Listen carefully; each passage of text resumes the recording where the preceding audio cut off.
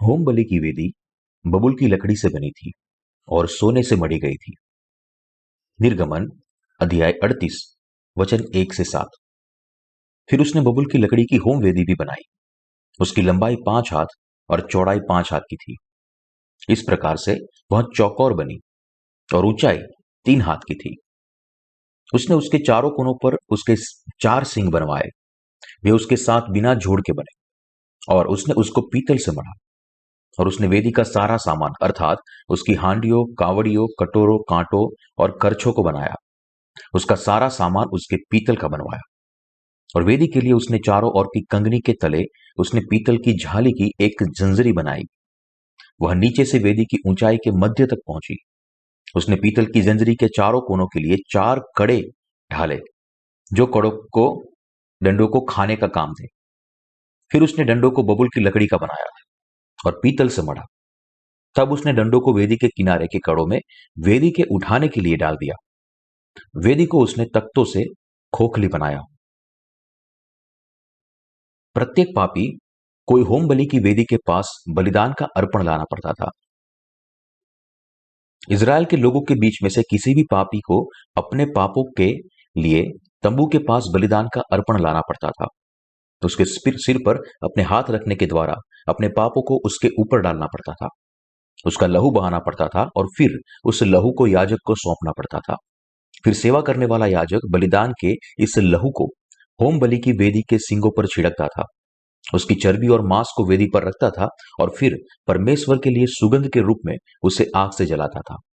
यहां तक कि महायाजक को भी अपने पापों की माफी पाने के लिए होम बलि की वेदी के सामने बलिदान के सिर पर अपने हाथ रखने पड़ते थे और अपने पाप उसके ऊपर डालने पड़ते थे। यह प्रायश्चित का बलिदान था जो होम बलि की वेदी पर चढ़ाया जाता था, जिसे बबुल की लकड़ी से बनाया गया था और पीतल से मढ़ा गया था। और पापों की माफी का यह बलिदान केवल हाथ रखने और लहू बहाने के द्वारा ही चढ़ाया जाता था। यहां तक कि जगत की उत्पत्ति से पहले ही परमेश्वर ने हाथ रखने और लहू बहाने के द्वारा प्रत्येक व्यक्ति को अपने पापों से छुटकारे के लिए उद्धार के मार्ग की योजना बनाई थी।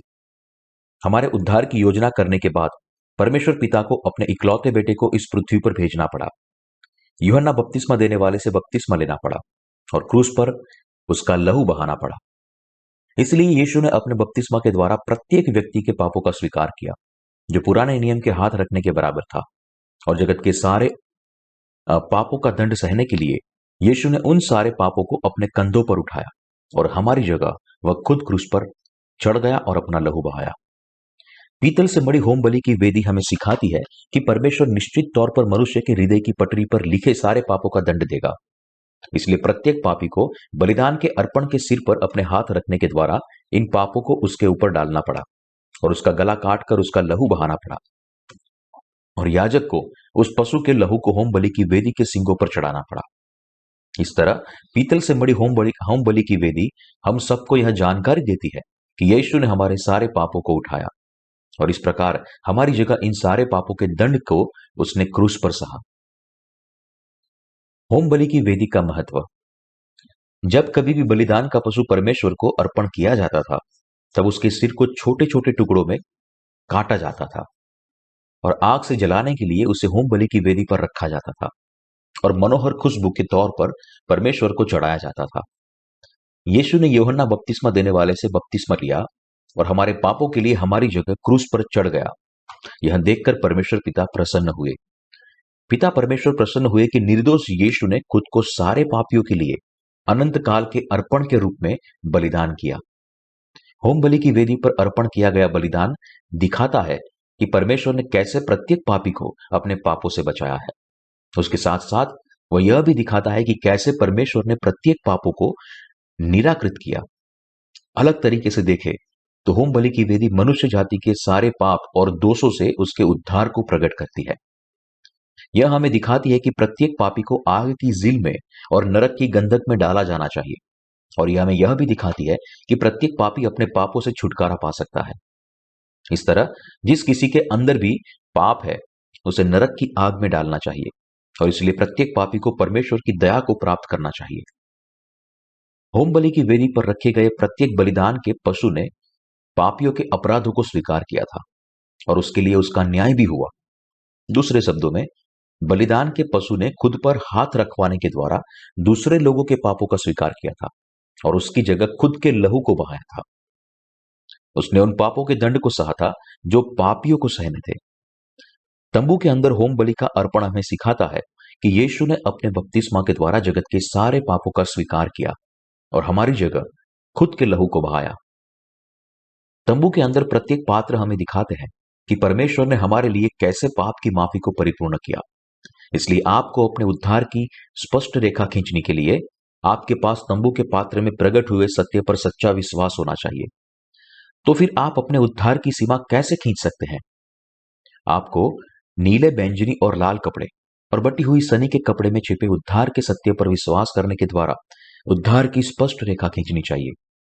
जिन लोगों के पास ऐसा विश्वास है, केवल वे ही परमेश्वर की धार्मिकता में प्रवेश कर सकते हैं और योग्य रीति से अपने विश्वास को जी पाते हैं। परमेश्वर ने बलिदान का अर्पण तैयार किया जो पापियों के पापों के लिए प्रायश्चित करे, ताकि वे पवित्र स्थान में प्रवेश कर सके। और महायाजक ने सारे पापियों को उनके पापों से बचाने के लिए उनकी जगह खुद प्रायश्चित के बलिदान का अर्पण किया। परमेश्वर ने पानी और आत्मा के सुसमाचार में अपने बेटे यीशु मसीह के द्वारा उद्धार के वायदे को परिपूर्ण किया। इसलिए हमें पानी और आत्मा के सुसमाचार पर विश्वास करना चाहिए और हमारे विश्वास को जीना चाहिए।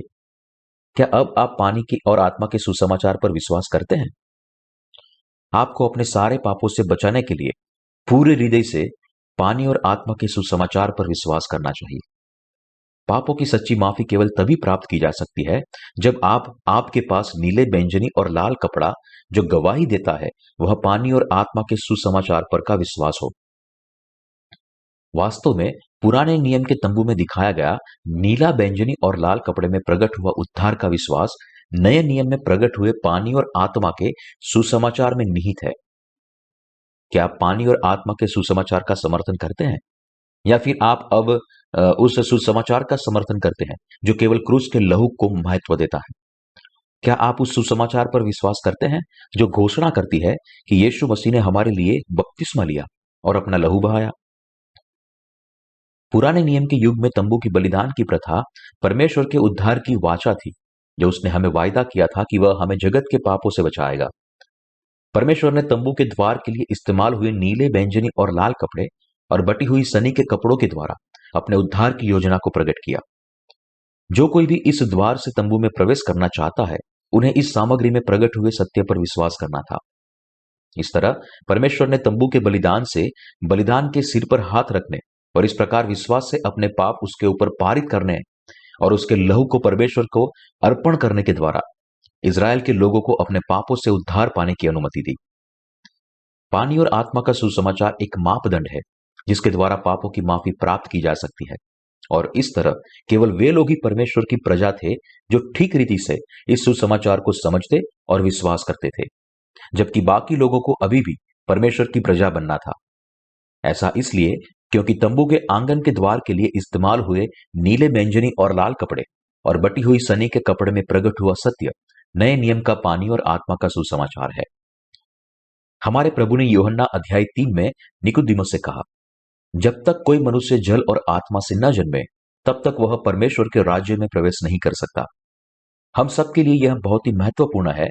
हम सब यहां उस पानी को समझे जो यूहन्ना बपतिस्मा देने वाले से यीशु ने प्राप्त किए हुए बपतिस्मा को दर्शाता है। यदि हम पानी और आत्मा के सुसमाचार को समझते हैं, केवल तभी हम विश्वास से परमेश्वर की सेना में आ सकते हैं। प्रत्येक व्यक्ति को यह समझना चाहिए कि वह अपने पापों की वजह से अपरिहार्य रूप से दंड पाएगा। जैसे मरकुस अध्याय 7 वचन 21 और आगे वर्णन किया गया है, वैसे प्रत्येक व्यक्ति के हृदय से 12 पाप निकलते हैं। सबसे पहले मनुष्य के बुरे विचार परमेश्वर के सामने पाप है, और हत्या, व्यभिचार, चोरी, लोभ, दुष्टता, अभिमान और मूर्खता भी पाप है। मनुष्य के हृदय के बुरे विचार वास्तव में पाप का स्रोत है, जो परमेश्वर की पवित्रता को भंग करता है। यहां तक कि परमेश्वर ने आदम को अपने स्वरूप में अनंत काल के लिए बनाया था, लेकिन आदम ने परमेश्वर के विरुद्ध पाप किया और उसके परिणाम स्वरूप हम सब आदम के वंशज भी पापी के रूप में पैदा हुए, जो परमेश्वर के दंड से बच नहीं सकते। क्योंकि हम सब पहले मनुष्य आदम के वंशज के रूप में पैदा हुए हैं, इसलिए पाप करना और परमेश्वर की पवित्रता को भंग करना हमारे स्वभाव में है, हमारे विचार और कार्य दोनों में। और इसलिए जब हम मर नहीं जाते तब तक पाप करते रहते हैं। वास्तव में सारे मनुष्य मूल रूप से स्वाभाविक तौर पर अपनी सोच में बुरे हैं, और वे दुर्बल प्राणी भी है, जो आसानी से शैतान के धोखे खाते हैं, जो निरंतर परमेश्वर की पवित्रता को चुनौती देता है। परमेश्वर ने कहा था कि मनुष्य के हृदय से बुरे विचार निकलते हैं। प्रत्येक मनुष्य मरकुस अध्याय 7 में दर्शाए गए हत्या से व्यभिचार, चोरी, लोभ, परस्त्री भ्रमण, मूर्खता और वगैरह सारे पापों से भरा हुआ दुष्ट पापी है। प्रत्येक मनुष्य का मूल स्वभाव बुरे विचारों से भरा हुआ है, और अनगणित लोग अपनी खुद की धार्मिकता, भक्ति से परमेश्वर की पवित्रता को चुनौती देते हैं। इसलिए हम सबको परमेश्वर के द्वारा हमारे पापों की वजह से दंड प्राप्त करना था। इसीलिए दिन प्रतिदिन मिलाप वाले तंबू के अंदर होम बलि की वेदी के ऊपर निरंतर बलि पशु को जलाया जाता था। तंबू का आंगन वास्तव में जलते हुए मांस और लकड़ी के धुओं से महकता रहता था। हमें पीतल की हौदी के पानी से अपनी गंदगी को साफ करना चाहिए। पुराने नियम के याजक को प्रत्येक दिन जलते हुए मांस और काले धुएं की गंध से घिरा हुआ रहना पड़ता था। इसलिए उनके लिए साफ होना असंभव था, क्योंकि उनके चेहरे धुएं से काले पड़ गए थे और उनकी देह मेल से ढकी हुई थी। इसीलिए उन्हें तंबू के आंगन में हौदी की जरूरत थी, ताकि वे खुद को साफ कर सके। याजकों को हर दिन पीतल की हौदी के पानी से अपने मैल को साफ करना पड़ता था। तंबू के अंदर पीतल की हौदी निर्देश करती है कि नए नियम के दिनों में यीशु यूहन्ना बपतिस्मा देने वाले से बपतिस्मा लेने के द्वारा जगत के सारे पापों को साफ करेगा। पुराने नियम के याजक तंबू के अंदर पीतल की हौदी के पानी से अपनी देह को साफ करते थे। यह यीशु के बपतिस्मा को दर्शाता है, जो उद्धार के कार्य के उतना ही महत्वपूर्ण था जितना क्रूस पर उसका लहू का बहाना। यूहन्ना बपतिस्मा देने वाले से यीशु ने जो बपतिस्मा लिया था, वह हमारे पापों को साफ करने के लिए वास्तव में महत्वपूर्ण था, जिसके बगैर कोई भी व्यक्ति शुद्ध नहीं हो सकता था। वास्तव में याजक अपनी पवित्रता को कायम रख पाए क्योंकि वे तंबू की पीतल की हौदी के पास जा पाए और तंबू के अंदर सेवकाई करते दौरान जो गंदगी उनकी देह पर लगी थी उसे साफ कर पाए। याजक पीतल की हौदी में अपनी गंदगी को साफ करना था। यह दर्शाता है कि मनुष्य को अपने पापी स्वभाव का अंगीकार करना चाहिए और समझना चाहिए कि प्रत्येक व्यक्ति अपने पापों की वजह से परमेश्वर के दंड पाएगा और नाश होगा। जब आप परमेश्वर के सामने अंगीकार करते हैं कि आप अपने पापों के कारण दंड पाएंगे और हमेशा के लिए नरक की आग में डाल दिए जाएंगे, तब आपके लिए उद्धार का मार्ग खोला जाता है। आप परमेश्वर की उपस्थिति में केवल एक ही तरीके से आ सकते हैं, और वह है अपने पापों का अंगीकार करना और उद्धार के सच्चे सत्य पर विश्वास करना जो यीशु ने आपके लिए परिपूर्ण किया है। वास्तव में मसीहा इस पृथ्वी पर आपको और मुझे संसार के सारे पापों से बचाने के लिए आया था। उसने वास्तव में यूहन्ना बपतिस्मा देने वाले से बपतिस्मा लेकर हमारे सारे पापों को सहा, और वास्तव में उसने क्रूस पर हमारी जगह दंड सहा। यह है पानी और आत्मा के सुसमाचार का सत्य, और यह उद्धार का वो परिहार्य सत्य है जिस पर हमें विश्वास करना है। प्रत्येक मनुष्य मन में बुरे विचार करता है, और इसलिए लोगों के अन्य अंदर दूसरों को तकलीफ देने की, उन्हें दुख पहुंचाने की और यहां तक कि उनकी हत्या करने की दुष्ट इच्छाएं होती है। आपको समझना चाहिए कि मनुष्य कितने दुष्ट और भ्रष्ट है। तो फिर मनुष्य इतने दुष्ट क्यों है? क्योंकि वे स्वभाव से सांप के वंशज है, जो हमेशा बुरे विचार करते हैं और हमेशा पाप करते हैं। क्योंकि मनुष्य हर समय 12 प्रकार के पाप करता है, इसलिए वे एक बम की तरह है जो कभी भी फट सकता है। वास्तव में वे हर समय दुष्टता करते हैं, निरंतर एक दूसरे से झूठ बोलते हैं, एक दूसरे की चोरी करते हैं, व्यभिचार और परस्त्री भ्रमण करते हैं, परमेश्वर की महिमा की निंदा करते हैं और मूर्खता और पागलपन करना पसंद करते हैं। स्वभाव से दुष्कर्म करने वालों के वंशज के रूप में मनुष्य हमेशा दुष्ट विचार करता है और अपने जीवन भर परमेश्वर की पवित्रता को चुनौती देता है। हम परमेश्वर की दृष्टि में कितने दुष्ट हैं? स्वार्थी होना प्रत्येक मनुष्य के स्वभाव में वंश परंपरागत है। वैज्ञानिक कहते हैं कि मनुष्य के अंदर सैकड़ों ट्रिलियन जीवकोष है, और यह प्रत्येक जीवकोष इतना स्वार्थी है कि यह दूसरे जीवकोष को स्वीकार नहीं करते। इसलिए मनुष्य पूरी रीति से स्वार्थी है, क्योंकि प्रत्येक मनुष्य को आनुवंशिक रूप से स्वार्थी बनाया गया है। इसलिए यदि कोई भी व्यक्ति इस संसार में जीवित नहीं रह सकता यदि उन्हें सामाजिक नियमों के द्वारा नियंत्रित न किया जाए। मनुष्य इतना स्वार्थी है कि वह इस नियमों के बगैर एक दूसरे की हत्या कर देते। यह उनके पारस्परिक अस्तित्व की बात है, इसलिए उन्होंने सह अस्तित्व के नियम की स्थापना की है। इस तरह सामाजिक नीति नियम अस्तित्व में आए। सामाजिक नीति नियम मनुष्य की विनाशिक प्रवृत्ति को रोकने और सहकारिता के वातावरण को बढ़ावा देने के लिए बनाए गए थे। संक्षिप्त में, क्योंकि मनुष्य बहुत ही दुष्ट और भ्रष्ट है, इसलिए उनके बर्ताव को नियंत्रित करने के लिए और उनकी दुष्ट प्रवृत्ति को रोकने के लिए सामाजिक नीति नियम को बनाया गया। जितनी ज्यादा दुष्टता इस संसार में बढ़ती जाएगी, उतना ही ज्यादा सामाजिक नियम और कानून को बनाने की जरूरत होगी। यदि आप वास्तव में यीशु मसीह पर अपने उद्धारकर्ता के रूप में विश्वास करना चाहते हैं और परमेश्वर की उपस्थिति में आना चाहते हैं, तो सबसे पहले आपको समझना होगा कि आप मूल रूप से स्वभाव से दुष्ट है। अंगीकार करें कि आप नरक में बंधे हुए दुष्ट पापी है और फिर पानी और आत्मा के सुसमाचार पर विश्वास करें। आपको यीशु मसीह की धार्मिकता पर विश्वास करना चाहिए और इस प्रकार अपने पापों की माफी प्राप्त करनी चाहिए। यद्यपि परमेश्वर पवित्र है, मनुष्य पूरी तरह से दुष्ट है और इसलिए वे हर समय पाप करते हैं। भले ही उनको परमेश्वर के स्वरूप में बनाया गया है, लेकिन वे पवित्रता की निंदा करने वाले लोग हैं। इसलिए मनुष्य केवल तब उद्धार पा सकता है जब वे यीशु मसीह के द्वारा दिए गए पानी और आत्मा के सुसमाचार पर पूरे मन से विश्वास करें। आप अपने उद्धार तक केवल तब पहुंच सकते हैं जब आप यीशु मसीह की धार्मिकता की खोज करें, उसे समझें और उस पर विश्वास करें। आपको परमेश्वर की धार्मिकता की खोज करनी चाहिए और उसके अनुग्रह पर विश्वास करना चाहिए। उसने कहना चाहिए, प्रभु, मैं अंगीकार करता हूं कि मैं हमेशा दुष्ट हूं। मैं हर समय निर्बलताओं से भरा हुआ हूं।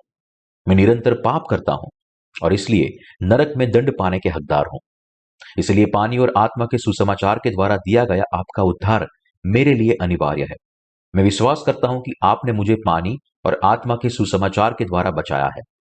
जो लोग अपनी निर्बलता और दुष्टता का अंगीकार करते हैं, केवल वे ही यीशु मसीह की धार्मिकता पर विश्वास कर सकते हैं। कहा जाता है कि सोक्रेटिस शौचालय की दीवार पर लिखे गए बदलेख के द्वारा प्रेरित हुआ, जिस पर लिखा गया था, खुद को जाने। इस साधारण बात ने सोक्रेटिस के मन में गहरी छाप छोड़ दी। इसलिए जब कभी भी सोक्रेटिस ऐसे व्यक्ति को देखता है जो धर्मी और ज्ञानी बनने का ढोंग करता है, तब वह उस व्यक्ति को यह जानने कहने के द्वारा समझाता था, पहले खुद को जानो। केवल यह एक साधारण वाक्य सोक्रेटिस को महान तत्वज्ञानी बनाने के लिए काफी था, जिसे आज भी याद किया जाता है। आपके लिए अपना पापी स्वभाव पहचानना कितना महत्वपूर्ण है, इस बात को मैं पूरी तौर से नहीं बता सकता। यह जान लीजिए कि इन पापों की कीमत के रूप में आपको नरक में डाल दिया जाएगा और अपने पूरे मन से इस बात को अंगीकार करें। जब तक आप इस बात को नहीं समझते कि आप परमेश्वर के सामने कितने दुष्ट पापी है और आप सीधे नरक की ओर आगे बढ़ रहे हैं, तब तक आप परमेश्वर की धार्मिकता को वास्तव में समझ नहीं पाएंगे। इस तरह प्रत्येक व्यक्ति को सबसे पहले खुद के पापों के परिणाम का अंगीकार करना चाहिए। होमबलि की वेदी बबूल की लकड़ी से बनाई गई थी और उसकी बाहरी सतह पीतल से मड़ी हुई थी। यह निर्देश करती है कि प्रत्येक व्यक्ति का अपने पापों की वजह से न्याय होगा और प्रत्येक पापी नरक में जाने से बच नहीं सकते। लेकिन जो लोग जानते हैं कि वे खुद से कितने असहाय हैं, वे यीशु की धार्मिकता का आदर करते हैं और उसके प्रेम पर विश्वास करते हैं। आइए लूका अध्याय 18 वचन 10 से 14 की ओर बढ़ते हैं। दो मनुष्य मंदिर में प्रार्थना करने के लिए गए। एक फरीसी था और दूसरा चुंगी लेने वाला। फरीसी खड़ा होकर अपने मन में यूं प्रार्थना करने लगा, हे परमेश्वर, मैं तेरा धन्यवाद करता हूं कि मैं दूसरे मनुष्यों के समान अंधेर करने वाला, अन्यायी और व्याभिचारी नहीं, और न इस चुंगी लेने वाले के समान हूं। मैं सप्ताह में 2 बार उपवास रखता हूं। मैं अपनी सब कमाई का 10वां अंश भी देता हूं। परंतु चुंगी वाले ने दूर खड़े होकर स्वर्ग की ओर आंखें उठाना भी न चाहा, वरन अपनी छाती पीट पीट कर कहा, हे परमेश्वर, मुझ पापी पर दया कर। मैं तुमसे कहता हूं कि वह दूसरा नहीं, परंतु यही मनुष्य धर्मी ठहराया जाकर अपने घर जाएगा। क्योंकि जो कोई अपने आप को बड़ा बनाएगा, वह छोटा किया जाएगा, और जो अपने आप को छोटा बनाएगा, वह बड़ा किया जाएगा। यीशु के समय में फरीसी अपने बाहरी दिखावट को लेकर बहुत ही धार्मिक थे। वे प्रत्येक लोगों को धार्मिक रीति के मुताबिक जीवन जीने के बारे में सिखाते थे। लेकिन क्या उन्होंने कभी भी कोई चोरी या व्याभिचार नहीं किया था? नहीं, ऐसा नहीं है। भले ही फरीसी बाहर से परमेश्वर के जन होने का दिखावा करते थे, लेकिन जब कोई भी उनकी तरफ नहीं देख रहा होता था, तब वे दूसरों लोगों की तुलना में और भी ज्यादा गंदा काम और पाप करते थे। फिर भी इसके बावजूद वे खुद को भ्रमित करते थे कि वे पाप रहित हैं, और वे अपने आसपास के लोगों की नजर में परमेश्वर का जन होने का ढोंग करते थे।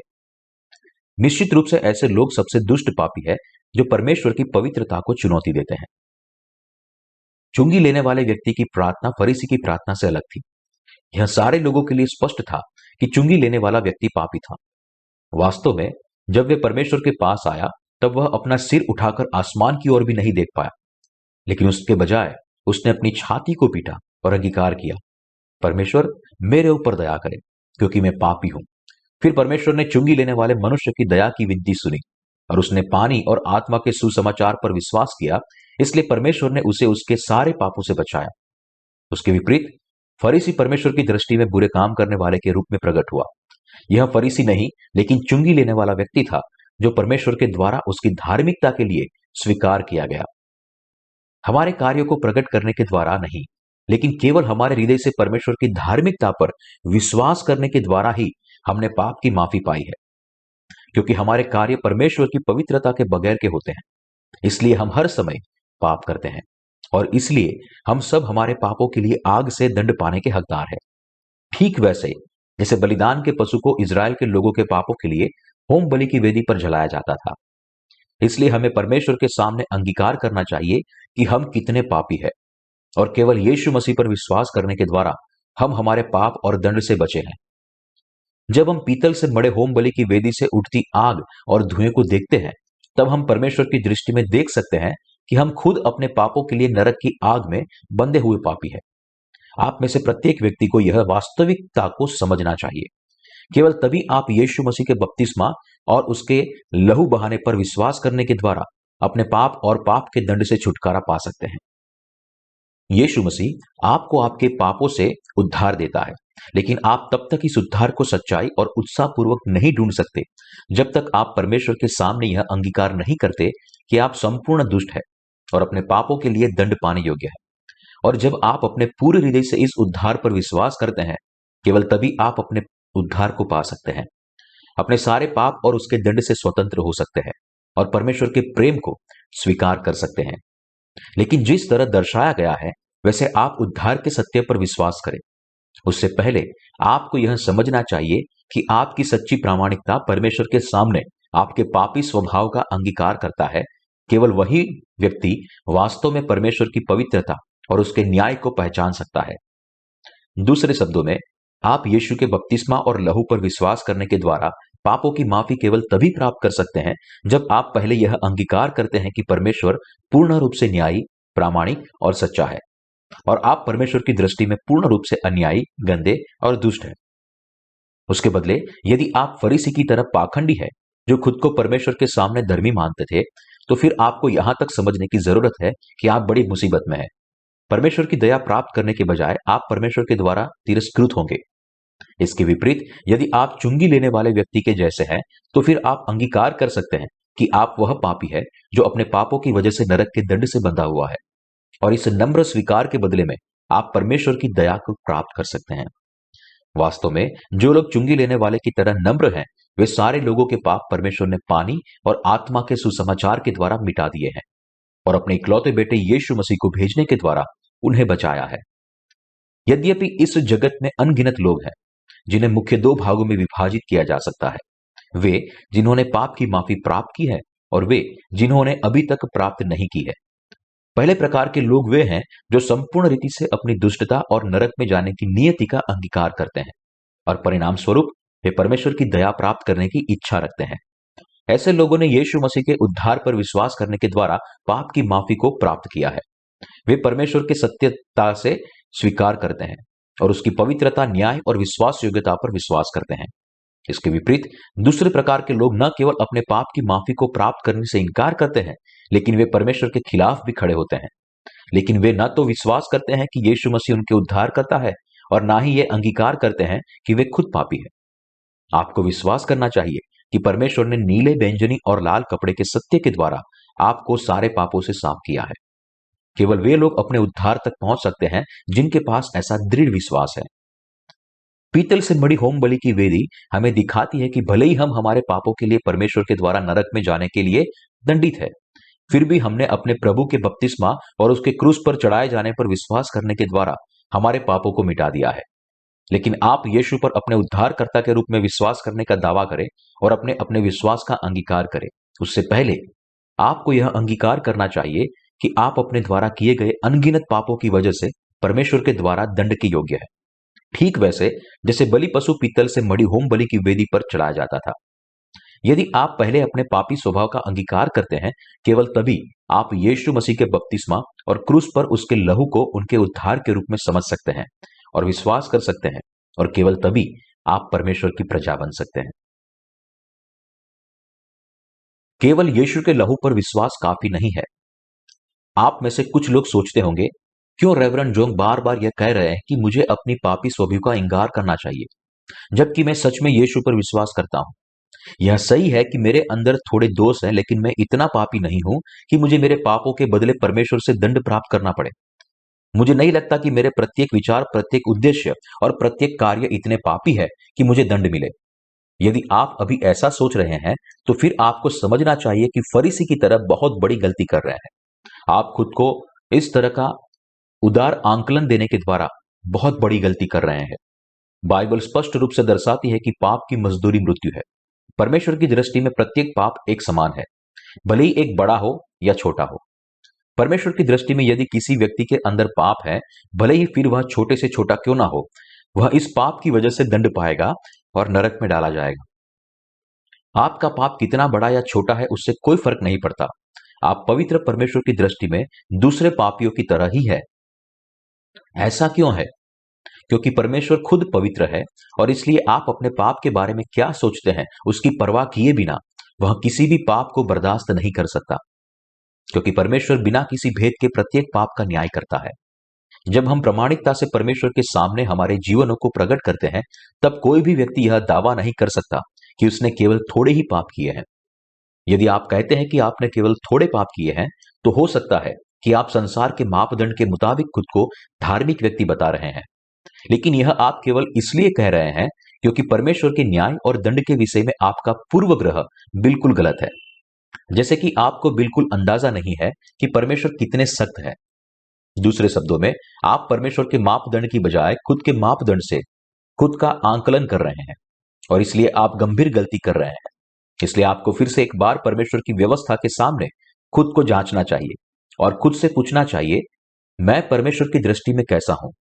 जब परमेश्वर मेरे सामने देखता है, तब क्या मैं उस व्यक्ति के समान लगता हूं जो दंड के योग्य है? क्या मैंने अनगिनत पाप नहीं किए जो मुझे नरक में हर समय भेजेगा? इस तरह आपको परमेश्वर के सामने खुद की जांच करनी चाहिए और स्पष्ट रूप से यह समझना चाहिए कि आप खुद पापी है जो अपने पापों के कारण नरक की आग में डाले जाने के लिए नियोजित है। आपके लिए समझना बहुत ही आवश्यक है कि जो कुछ भी विश्वास से नहीं किया जाता, वह परमेश्वर के सामने पाप है। आप खुद ऐसे पाप निरंतर करते हैं, और इसलिए आप इन पापों के लिए दंड को पाएंगे। केवल इसके बाद ही आप उद्धार के सत्य को समझ सकते हैं और यह समझ सकते हैं कि प्रभु ने आप जैसे दुष्ट पापी को नीले, बैंगनी और लाल कपड़े और बटी हुई सनी के कपड़े के द्वारा बचाया है, और अभी इसी समय आप पापों की माफी को प्राप्त कर सकते हैं। जैसा कि हम परमेश्वर के वचन की ओर देखते हैं जो मिलाप वाले तंबू का विस्तार पूर्वक वर्णन करते हैं, तब हम निम्नलिखित सच का अंगीकार करते हैं। प्रभु, वास्तव में हम सब अपने पापों की वजह से दंड के लिए नियोजित है, क्योंकि हम हर समय पाप करते हैं। लेकिन फिर भी आपने अपने बपतिस्मा और अपने लहू को बहाने के द्वारा हमें हमारे सारे पापों से और दंड से संपूर्ण तरीके से छुड़ाया है। आपके पानी और आत्मा के सुसमाचार पर विश्वास करने के द्वारा ही हमने हमारे सारे पाप और दंड से उद्धार पाया है। वास्तव में हम सब नरक में डाले जाने के लिए नियोजित थे, लेकिन आपका धन्यवाद, हम आपके द्वारा स्थापित बलिदान की पद्धति के द्वारा हमारे सारे पापों से बचाए गए हैं। हम विश्वास करते हैं कि यह उद्धार का उपहार है जो आपने हमें दिया है। इस अद्भुत अनुग्रह के सामने हम केवल यही कह सकते हैं कि हम पानी और आत्मा के सुसमाचार पर विश्वास करें और हमारा सारा धन्यवाद परमेश्वर को दें। इस संसार में अभी भी अनगिनत ऐसे लोग हैं जो अभी तक मसीही धार्मिकता के पास भी नहीं पहुंचे हैं। बहुत सारे लोग अभी भी उद्धार के सत्य से अनजान है और यह नहीं समझते कि परमेश्वर ने प्रत्येक पापी को नीले, बैंगनी और लाल कपड़े के सत्य के द्वारा जगत के पापों से बचाया है। इन लोगों को यह नहीं पता कि वे कितने दुष्ट हैं और वे खुद अपनी पापों की वजह से दंड के लिए नियोजित है।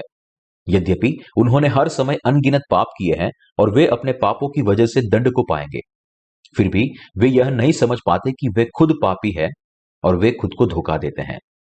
इसके अतिरिक्त वे गलती से ऐसा सोचते हैं कि वास्तव में वे परमेश्वर के सामने अच्छा कार्य कर रहे हैं और वे अपनी धार्मिकता दिखाने के लिए उतावले हैं। जब वे परमेश्वर के पास पहुंचेंगे तब वे परमेश्वर की धार्मिकता के बदले खुद की धार्मिकता को दिखाने के लिए झिझकते रही हैं। खुद के पाखंडी गर्व में वे सोचते हैं कि उनके अंदर पाप होने के बावजूद भी वे नरक में नहीं जाएंगे। उन्होंने पूर्ण रूप से यह स्वीकार कर लिया है कि वे कभी भी नरक में नहीं जाएंगे। वे खुद के बारे में सोचते हैं कि उन्होंने थोड़े से ही पाप किए हैं, इसलिए उन्हें केवल इन पापों के लिए पाप की माफी प्राप्त करने की आवश्यकता है। वास्तव में इस संसार में ऐसे बहुत सारे मसीही हैं जो सोचते हैं कि यद्यपि वे यीशु पर विश्वास करते हैं, फिर भी उनके अंदर थोड़े पाप रह जाते हैं और इन पापों के केवल पश्चाताप की प्रार्थना करने से ही साफ किए जा सकते हैं और वे किसी भी तरह पवित्र हो जाएंगे और अंत में वे स्वभी स्वर्ग के राज्य में प्रवेश करेंगे। बहुत सारे मसीहियों को निश्चितता है कि भले ही वे पापी बने रहें, फिर भी परमेश्वर उनका न्याय नहीं करेगा, क्योंकि वे यीशु पर विश्वास करते हैं। लेकिन कोई फर्क नहीं पड़ता कि कितने लोग इस तरह का अंगीकार करते हैं, वे सारे लोग नरक की जलती हुई आग के लिए नियोजित है। यदि आप सोचते हैं कि मिलाप वाले तंबू के नीले, बैंगनी और लाल कपड़े और बटी हुई सनी के कपड़े में प्रकट हुआ उद्धार के रहस्य को जाने बिना ही आप नरक में जाने से बच जाएंगे, या फिर आप यीशु के बपतिस्मा पर विश्वास किए बिना केवल यह विश्वास करते हैं कि यीशु को क्रूस पर चढ़ाया गया, तो आपका विश्वास दोषपूर्ण और अपूर्ण है। इस तरह यदि आप किसी भी तरह यीशु मसीह पर अपने उद्धारकर्ता के रूप में विश्वास करते हुए सोचते हैं कि पापी होने के बावजूद भी आप नरक में नहीं जाएंगे, तो फिर वास्तव में आप परमेश्वर की पवित्रता को चुनौती दे रहे हैं। नरक खास तौर पर ऐसे अभिमानी लोगों के लिए बनाई गई है जो यह विश्वास नहीं करते कि वे परमेश्वर के न्याय का सामना करेंगे। यह ऐसी दुखद घटना है कि बहुत सारे पापी मूर्ख बने हुए हैं कि वे यह भी नहीं जान समझते कि वे सीधे नरक की ओर आगे बढ़ रहे हैं। लेकिन जिस प्रकार बाइबल कहती है, इसलिए कि सबने पाप किया है और परमेश्वर की महिमा से रहित है, इसलिए प्रत्येक व्यक्ति के नरक में डाले जाना चाहिए, क्योंकि सबने पाप किया है। परमेश्वर की महिमा और कुछ नहीं, लेकिन खुद यीशु मसीह के जो पानी और आत्मा के आया था। यद्यपि अनगिनत लोग यीशु पर विश्वास करने का दावा करते हैं, फिर भी उनमें से ज्यादातर अभी भी बिना उद्धार पाए हैं, क्योंकि वास्तव में वे लोग यह नहीं समझते कि यीशु पानी और लहू और आत्मा से आया था।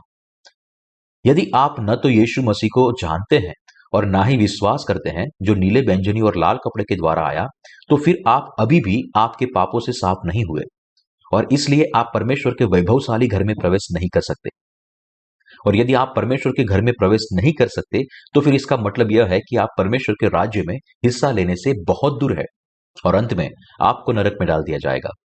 इसलिए यदि आप यीशु मसीह पर अपने उद्धारकर्ता के रूप में विश्वास करने वाले व्यक्ति है या नहीं, यदि आप वास्तव में नया जन्म पाए हुए व्यक्ति नहीं है, तो फिर आपको यह अंगीकार करना चाहिए कि आप अपने पापों के कारण नरक में बंधे हुए हैं और यीशु मसीह पर योग्य रीति से विश्वास करना चाहिए। परमेश्वर की व्यवस्था स्पष्टता से यह निर्देश करती है कि पाप की मजदूरी मृत्यु है और आपको इस दैवीय व्यवस्था का स्वीकार करना चाहिए और किसी भी तरह के विरोध के बगैर इस पर विश्वास करना चाहिए। यदि आप इस बात का स्वीकार करते हैं कि आप अपने पापों के कारण सीधे नरक की ओर आगे बढ़ रहे हैं, केवल तभी आप परमेश्वर के द्वारा दिए गए पानी और आत्मा के सुसमाचार पर विश्वास कर सकते हैं। पाप की माफी परमेश्वर का उद्धार का उपहार है और यह उपहार केवल उन लोगों को दिया गया है जो यीशु के बपतिस्मा, क्रूस पर उसकी मृत्यु और उसके पुनरुत्थान पर विश्वास करते हैं। हमारे पापों से हमारा उद्धार और छुटकारा हमारे दुख के द्वारा नहीं, लेकिन यह हमारे लिए परमेश्वर का उपहार है। हम में से कोई भी व्यक्ति अपनी इच्छा से पृथ्वी पर पैदा नहीं हुआ है, लेकिन यह परमेश्वर है जो हमें अपनी संतान बनाने के लिए इस पृथ्वी पर जन्म लेने की अनुमति देता है। यह जानने के बाद कि परमेश्वर हमें केवल तभी उद्धार देता है जब हम यीशु के बपतिस्मा, क्रूस पर उसकी मृत्यु और उसके पुनरुत्थान पर विश्वास करें। इसलिए हम में से प्रत्येक व्यक्ति को इस सत्य पर विश्वास करना चाहिए। परमेश्वर की स्थापित व्यवस्था होने के द्वारा जो घोषित करते हैं कि पाप की मजदूरी मृत्यु है, परमेश्वर ने हमें हमारे प्रभु यीशु मसीह में अनंत जीवन देने की योजना बनाई थी। परमेश्वर ने बबूल की लकड़ी से होम बलि की वेदी बनाने का आदेश दिया। उसे पीतल से मढ़ा गया और उस पर आग जलाई गई। यह निर्देश देता है कि पाप की मजदूरी मृत्यु है और प्रत्येक पाप का हमेशा के लिए न्याय होगा। ऐसे परमेश्वर के द्वारा स्थापित व्यवस्था को हमारे द्वारा न तो तोड़ा जा सकता है, न ही बदला जा सकता है। इसलिए हम यह अंगीकार करना चाहिए कि हम खुद निसहाय पापी है और विश्वास से उद्धार के सत्य को हमारे हृदय में स्वीकार करना चाहिए। परमेश्वर ने जिस व्यवस्था की स्थापना और परिपूर्णता की है, उस प्रत्येक व्यवस्था को स्वीकार करना और विश्वास करना हमारे लिए बहुत ही आवश्यक है। यदि आपके आप पास तंबू के बारे में सही समझ और सच्चा विश्वास है, तो फिर परमेश्वर न केवल आपको आपके सारे पाप और इन पापों के दंड से बचाएगा, लेकिन वह आपके ऊपर अपनी सारी आशीष भी उंडेल देगा। हालांकि यदि आप अपने पाप को गंभीरता से लेने के बारे में नकार करते हैं और सोचते हैं कि आपने शायद ही कोई पाप किया है और आपने कभी भी अपना गंभीर पाप नहीं किया है, या फिर सोचते हैं कि आपने जो थोड़े पाप किए हैं वे आपके द्वारा किए गए अच्छे कार्यों के सामने कुछ भी नहीं है, तो फिर आपकी आत्मा परमेश्वर के क्रोध की हकदार है। यीशु मसीह खुद परमेश्वर है, और यदि आप मसीह पर अपने उद्धारकर्ता के रूप में विश्वास करें और प्रभु के द्वारा परिपूर्ण की गई परमेश्वर की धार्मिकता पर भरोसा करें, तो आप अपने सारे पापों से स्वतंत्र हो सकते हैं और पानी और आत्मा के सुसमाचार पर विश्वास करने के द्वारा एक बार अपने सारे पापों से स्वतंत्र होने के बाद आप निश्चित ही हमेशा के लिए परमेश्वर में निवास कर सकते हैं। मिलाप वाले तंबू की बलिदान की पद्धति में छिपे उद्धार के सत्य के द्वारा हमें हमारे सारे पाप और मृत्यु से बचाने के लिए मैं अपना सारा धन्यवाद यीशु मसीह को देता हूं।